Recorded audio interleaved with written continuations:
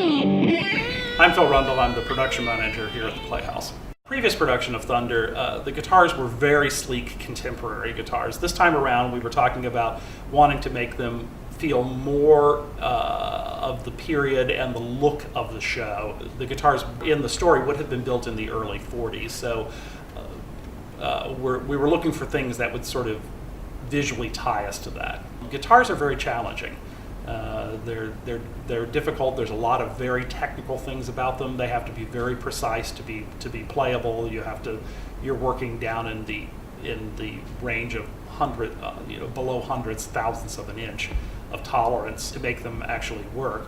And they're beautiful. I mean, to me, they're a combination of a very high-end craft and really an art, because but it's really they're difficult to do, so that's why they're fun.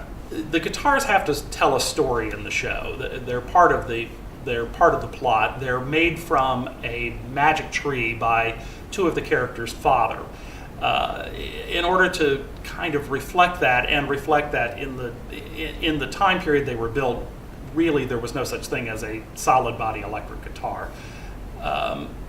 We were looking for something unusual to do with them, and that's going to be, it's sort of manifested in the style and the shape of the hardware, and in the finish of the guitar that's going to be applied to it. These are obviously have no finish on them at all at the moment, and the guitar was made from a magic tree. So we decided that the look of the guitar would reflect that, and when it's finished, the pattern of the grain on the top will actually be something that you could not find in nature, that this was supposedly this one magic tree had growing in it already. But also the guitars want to fit into the style of the production. One of the prominent features in the set is an inverted pyramid, so I decided that the fretboard inlays would be pyramids.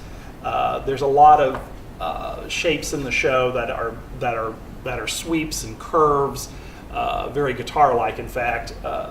And so I thought it would be nice to incorporate something that echoes that in the headstock of the guitar. The metalwork sort of makes a reference to vintage guitars that were made in that period that have similar sort of metalwork. They also have to appear that though they're well made, they were made by a character in the show for his two children. There's actually a pair of these. It's a great show. It has some really, really great music in it. I have very fond memories of it from the last time we did it, and this time I think it's going to be even better. And it'll be cool to see the guitars on stage.